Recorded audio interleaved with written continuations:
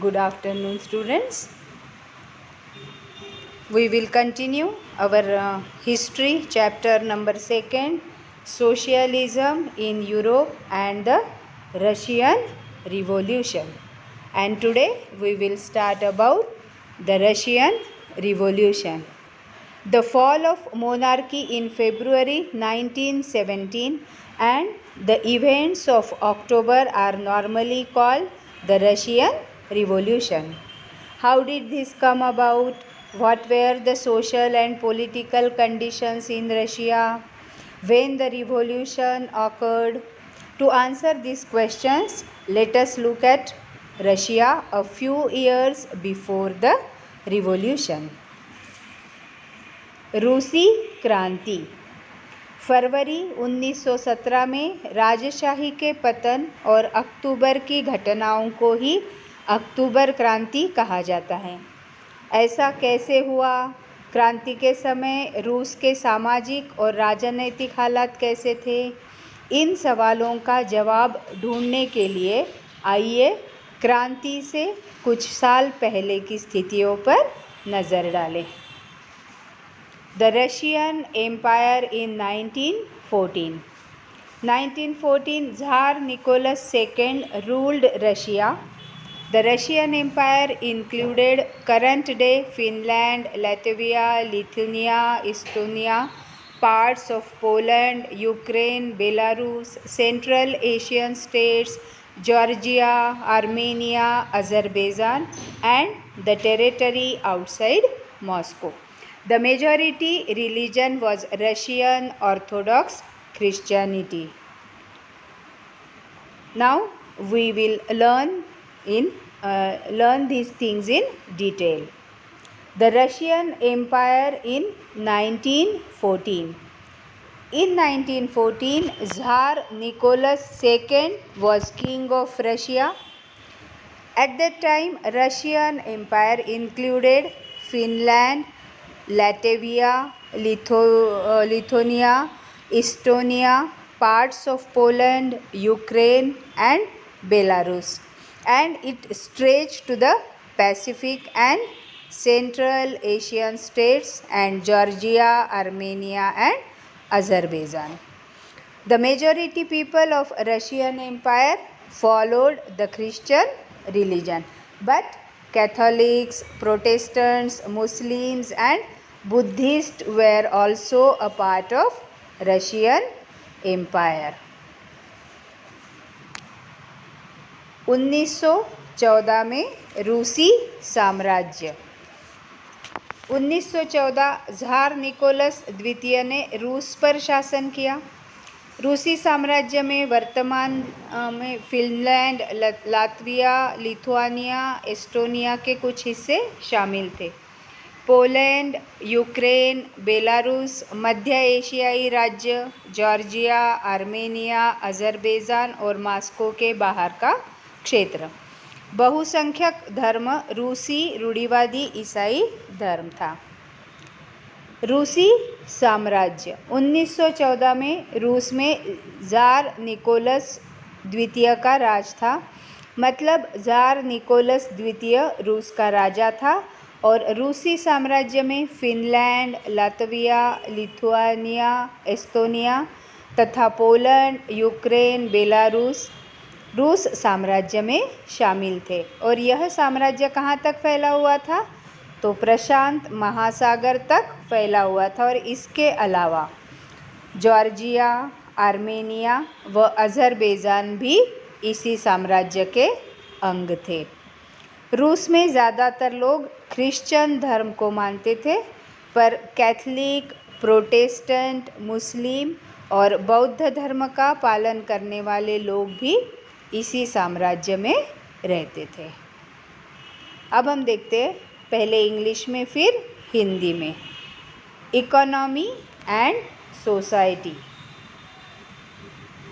About 85% of the Russian population practiced agriculture. Cultivators produced for both market and their own needs. Industries were few in number. St. Petersburg and Moscow were prominent industrial areas. 1890s, many factories were set up when the Russian railway network was extended. Foreign investment in industry increased. Coal production doubled and iron and steel output quadrupled. Government supervised large factories for ensuring minimum wages and limited hours of work. The working hour for the craft units and small workshops was 15 hours and that of the factory was 10 to 12 hours. The women made up 31% of the factory labor forced by 1914, but they were paid between half and three quarters of a man's wage. Workers' associations were formed for helping members in times of financial hardships or unemployment. 1886 and 1897 workers strike in the textile industry. 9002 or 1902 workers strike in the metal industry. The crown and the Orthodox Church owned large properties. The peasants disliked the nobility. Nobles got their power and position through their services to the Tsar. 1902 to 5 in Russia, peasants wanted the land of the nobles to be given to them. They refused to pay the rent and also murdered the landlords. Peasants in Russia pooled their land together periodically and their commune, mir, was divided in accordance to the needs of individual families. Now we learn about this slide in detail. Economy and society in Russia. Majority of people were engaged in agriculture. About 85% of total population of Russia was earned their living from agriculture.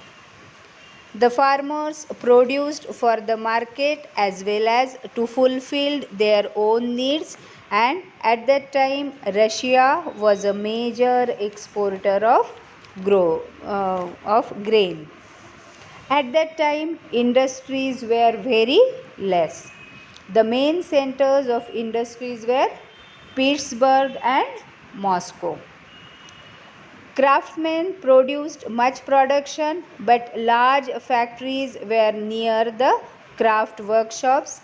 Many factories were set up in the 1980s because Russia's railway network was increased and foreign investment in industry also increased.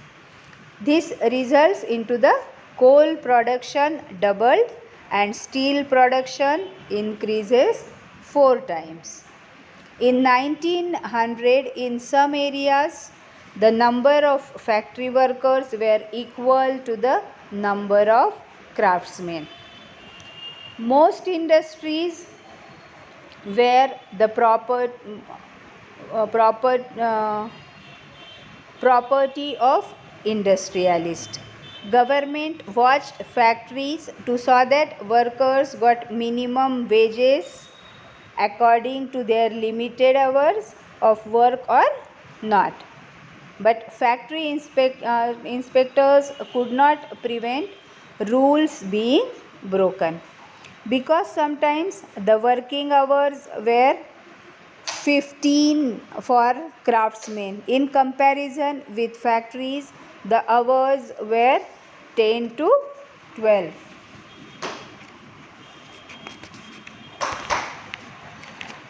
Workers were divided social group. Some workers had strong feeling about the villages from which they came. Some workers settled in cities permanently. Workers were divided by skill.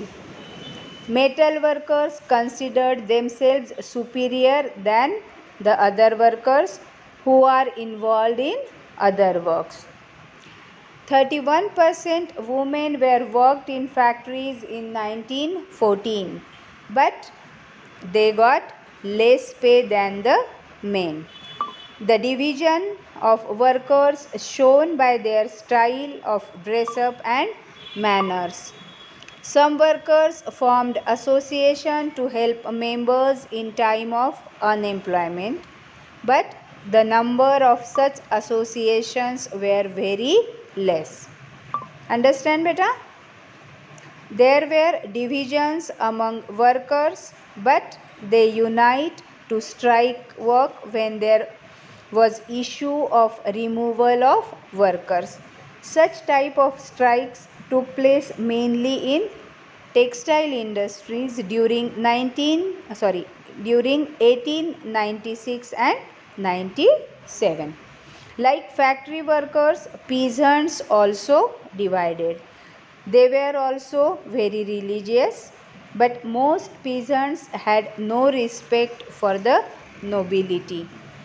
Nobles got their power due to Tsar, but nobles were not popular among the people. The Russian peasants wanted the land of nobles to be given to them because nobles took rent from peasants for land. Sometimes peasants refused to pay rent and even murdered landlords.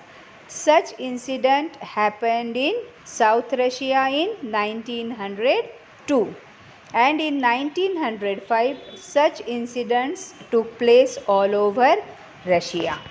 Understand, beta? Means in 1905 in whole of Russia such type of incidents took place. Means the people were against the landlords. The Russian peasants were different from other European peasants in another way. How? The peasants gave their lands to their commune periodically. Then their commune divided the land between the peasants according to the needs of peasants' family. Now, here you want to know about commune. What is the meaning of commune? A group of people not from the same family who live together and share their property and responsibilities. Means they are not one family. Some families have 2 acres, some families have 1 acre, some families have 8 acres land. But these people, means this group of people, all the land was recruited, and according to the size of families, this land was distributed among the families. Means in some families there were 8 members. Therefore, according to their need, the land was distributed to them, or land was distributed among the individual families, and such group is known as commune.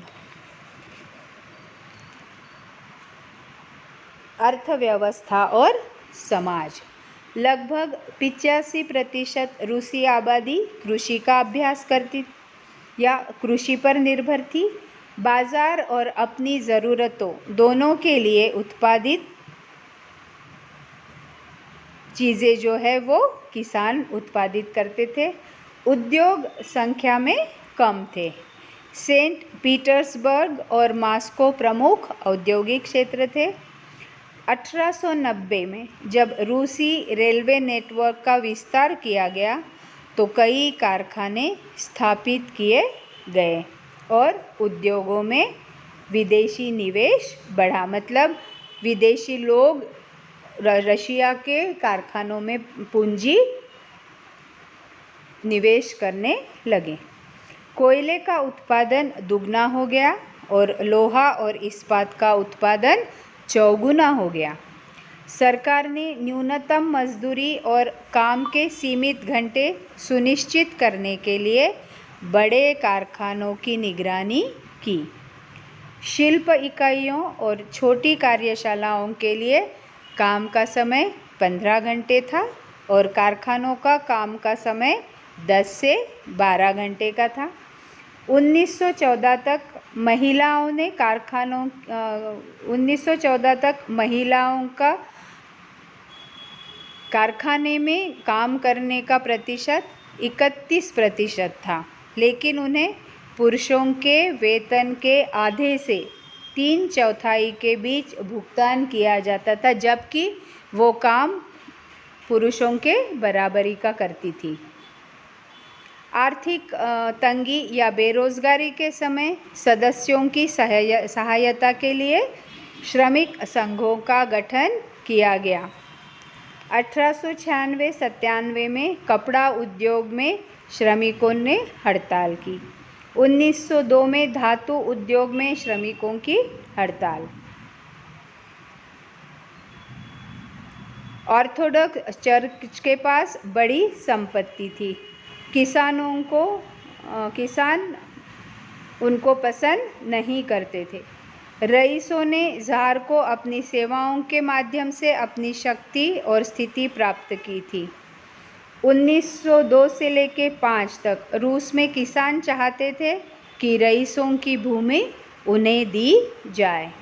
उन्होंने किराया देने से इनकार कर दिया और ज़मींदारों की हत्या भी कर दी। रूस में किसानों ने समय समय पर अपनी भूमि को एक साथ जमा किया और उनके कम्यून को अलग अलग परिवारों की ज़रूरत के अनुसार विभाजित किया। अब हम इसको देखते हैं विस्तार से। 1914 में रूस में ज़्यादातर लोग खेती करते थे और लगभग 85% लोग अपनी आजीविका के लिए खेती पर ही निर्भर थे। ये किसान अपनी आवश्यकताओं के साथ साथ, मतलब अपनी ज़रूरतों के साथ साथ बाज़ार के लिए भी पैदावार करते थे, मतलब अनाज उगाते थे। उस वक्त रूस अनाज का एक बड़ा निर्यातक था। रूस में उद्योग बहुत कम थे और सेंट पीटर्सबर्ग और मॉस्को मुख्य औद्योगिक क्षेत्र थे और ज़्यादातर उत्पादन कारीगर ही करते थे। मतलब क्या कि समाज में कारीगर और कारखानों में काम करने वाले मजदूर, ऐसे विभाजन था। ज़्यादातर उत्पादन कारीगर ही करते थे, लेकिन इनके वर्कशॉप के साथ बड़े बड़े कारखाने भी मौजूद थे। बहुत सारे कारखाने 1890 के दशक में चालू हुए थे और वजह थी रूस में नेटवर्क को बढ़ाया जा रहा था और रूस के उद्योगों में विदेशी निवेश भी तेज़ी से बढ़ा था। मतलब विदेशी लोग कारखानों में अपना पैसा, अपनी पूंजी लगा रहे थे। इसका परिणाम ये हुआ कि कुछ ही सालों में रूस में क्या हो गया, कोयले का उत्पादन दुगना हो गया और स्टील का उत्पादन 4 गुना बढ़ा और कुछ इलाकों में तो कारीगरों और कारखाना मजदूरों की संख्या समान हो गई। ज़्यादातर कारखाने क्या थे? ज़्यादातर कारखाने उद्योगपतियों की निजी संपत्ति थे। मजदूरों को न्यूनतम वेतन मिलता रहे और काम के घंटे निश्चित हो, इस बात का ध्यान रखने के लिए सरकारी विभाग इन कारखानों पर नज़र रखते थे।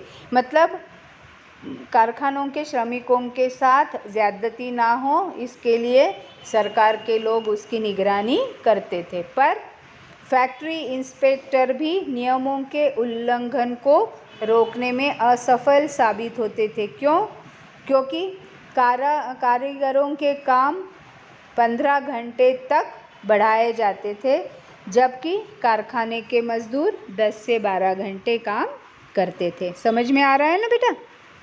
मजदूर सामाजिक स्तर पर बटे हुए थे, मतलब समाज में अलग अलग स्तर पर विभाजित थे।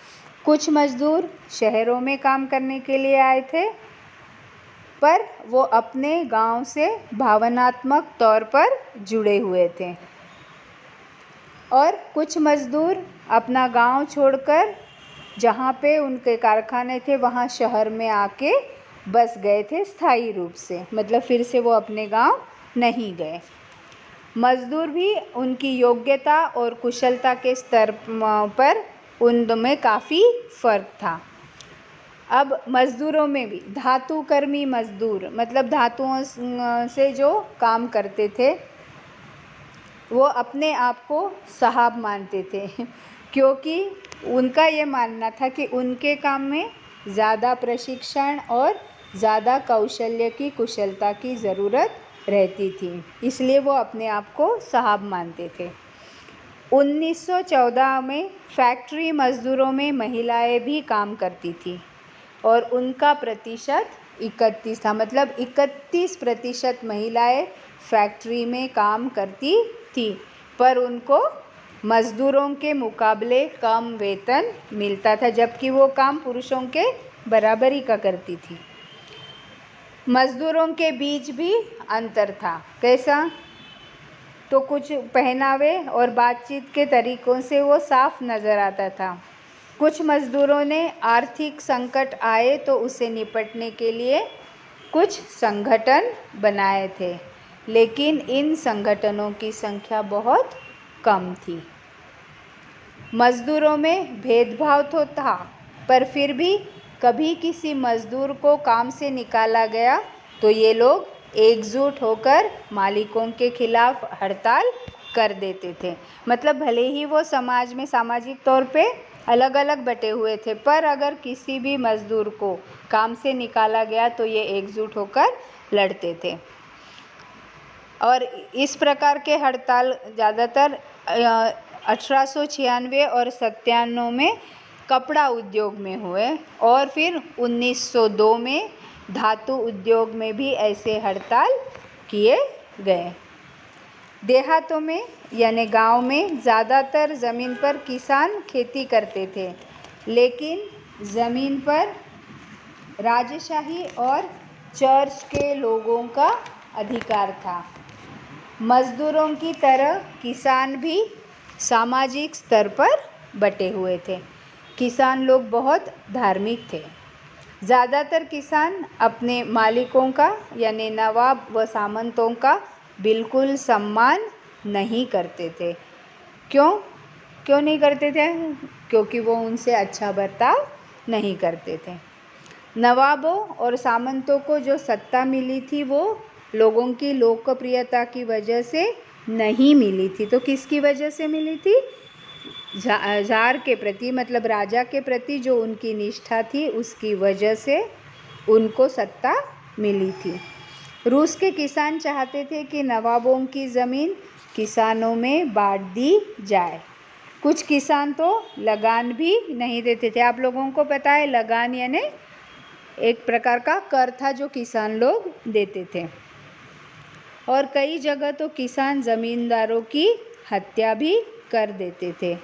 1902 में दक्षिणी रूस में ऐसी अनेक घटनाएं घटी और 1905 में तो पूरे रूस में ऐसी घटनाएं घटने लगी। रूसी किसान यूरोप के किसानों से काफ़ी अलग थे।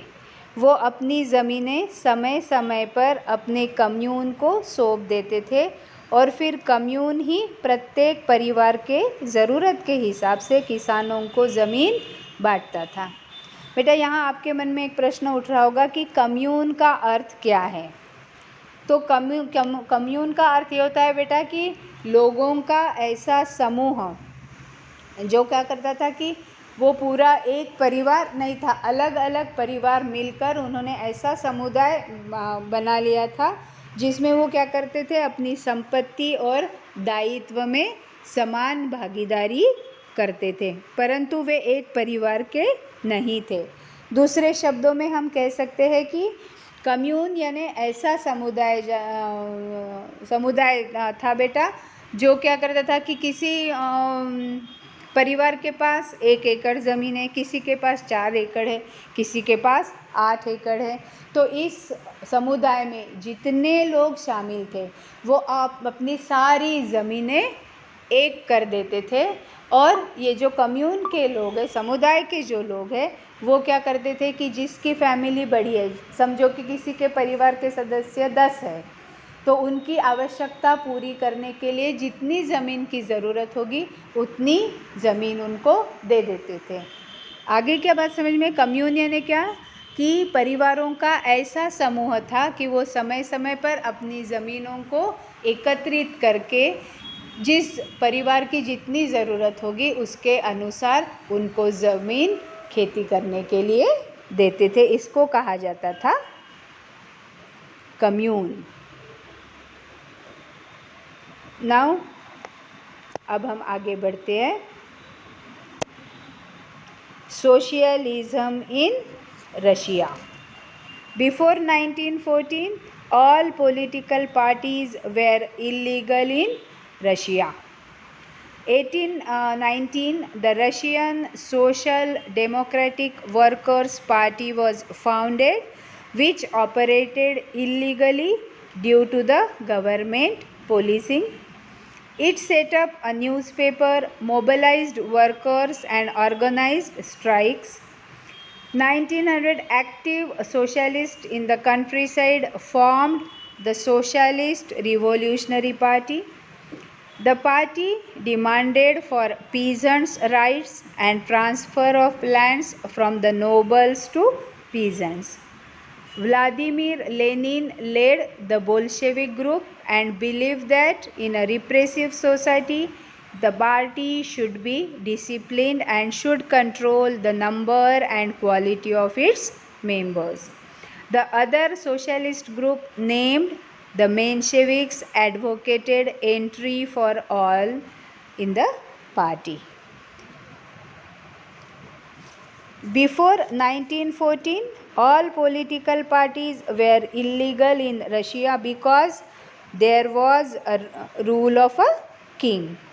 A political party named Socialist Democratic Workers' Party was founded in 1898 by socialists. These people were believed in the ideas of Karl Marx. But government watched the activities of this organization, so it had to operate as an illegal organization. This organization continued its activities like newspaper, mobilized workers, and organized strikes. Some Russian socialists felt that the commune system of peasants made them natural socialists. So peasants were the main force of the revolution and not the industrial workers. Socialists formed the Socialist Revolutionary Party in 1900. The main aim of this party was right of peasants, and main demand was the lands of nobles transferred to the peasants. Lenin thought that peasants were not one united group because some were poor and some were rich. Some peasants were laborers while some peasants were capitalists, and this discrimination between them, they could not all be a part of a socialist movement.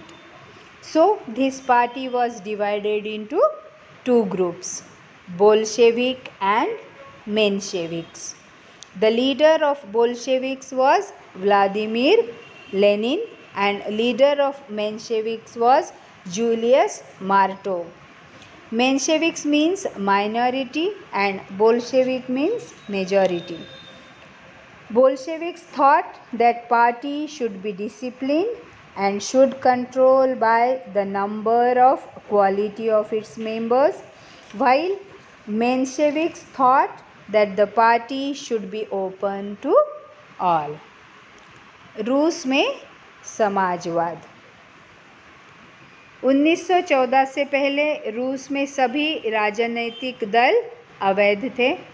1898 में Russian social democratic workers party की स्थापना हुई, जो संचालित थी सरकारी policing के कारण। अवैध रूप से इसने एक समाचार पत्र की स्थापना की, कार्यकर्ताओं को संगठित किया और हड़तालें आयोजित की। 1900 में ग्रामीण इलाकों में सक्रिय समाजवादियों ने सोशलिस्ट रिवॉल्यूशनरी पार्टी का गठन किया। पार्टी ने किसानों के अधिकारों और रईसों से भूमि के हस्तांतरण की मांग की।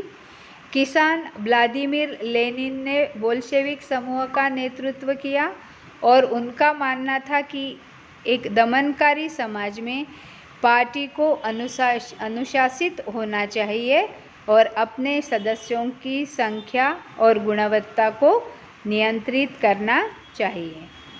मेंशेविक नाम के अन्य समाजवादी समूह ने पार्टी में सभी के लिए प्रवेश की वकालत की। अब हम इसको पढ़ते हैं विस्तार से। 1914 तक रूस में सभी राजनीतिक पार्टियां गैरकानूनी थी। क्यों गैरकानूनी थी? क्योंकि उस वक्त रूस में राजा का राज था। राजनीतिक पार्टी बनाने का अधिकार किसी को भी नहीं था, इसलिए गैरकानूनी था। मार्क्स के विचारों को मानने वाले लोगों ने मिलकर 1898 में Russian social democratic workers party, जिसको हिंदी में हम कहते हैं रूसी सामाजिक लोकतांत्रिक पार्टी, का गठन किया। पर इस पार्टी पर सरकार द्वारा निगरानी रखी जाती थी, इसलिए इस पार्टी को गैर कानूनी संगठन के रूप में काम करना पड़ता था। इन सब के बावजूद ये पार्टी अपना अखबार निकालती थी, मजदूरों को संगठित करती थी और हड़ताल भी करती थी। कुछ रूसी समाजवादियों का ये मत था कि रूसी किसान जिस कम्यून पद्धति का अवलंब करते हैं वो अपने आप प्राकृतिक रूप से समाजवादी भावना वाले लोग हैं। उनका यह मानना था कि रूस में किसान ही क्रांति की शक्ति बनेगी, ना कि कारखाने में काम करने वाले मजदूर। सन 1900 में उन्होंने समाजवादी क्रांतिकारी पार्टी का गठन किया। इस पार्टी ने किसान के अधिकारों को अपना मुख्य उद्देश्य बनाया और उनकी मुख्य मांग रखी, या उन्होंने अपनी मुख्य मांग रखी कि सामंतों और अधिकारियों के पास जो ज़मीनें हैं वो तुरंत किसानों को सौंप दी जाए। किसान क्रांति की मुख्य शक्ति बन सकते हैं, इस विचार से सामाजिक लोकतंत्रवादी सहमत नहीं थे। लेनिन का मानना था कि किसानों में एकजुटता नहीं हो सकती, क्योंकि कुछ किसान अमीर है तो कुछ किसान गरीब, कुछ किसान मजदूर है तो कुछ किसान मालिक। ये जो किसानों में आपसी भेदभाव है, इसकी वजह से ये सभी समाजवादी आंदोलन का हिस्सा नहीं हो सकती और इसी विचार पर पार्टी में मतभेद थे। इस कारण समाजवादी क्रांतिकारी पार्टी में वैचारिक मतभेद उभर कर सामने आए और पार्टी दो विचारों के बीच बट गई, मतलब दो भागों में बट गई, बोल्शेविक और मेंशेविक। बोल्शेविक के नेता थे व्लादिमीर लेनिन और मेंशेविक के नेता थे जूलियस मार्तोव। बोल्शेविक का मानना था कि पार्टी अत्यंत अनुशासित होनी चाहिए, क्योंकि ज़ार राजा शासित रूस जैसे दमनकारी समाज में पार्टी अनुशासित होना बहुत ज़रूरी है और पार्टी में सदस्यों की संख्या सीमित होनी चाहिए। जबकि मेंशेविक का मानना था कि पार्टी में सभी को सदस्यता देनी चाहिए। यहाँ पे हम आज का हमारा लेक्चर ख़त्म करते हैं। कल हम इसके आगे पढ़ेंगे और अगर आपको कुछ समझ में नहीं आ रहा है तो बेटा आप पूछ सकते हो।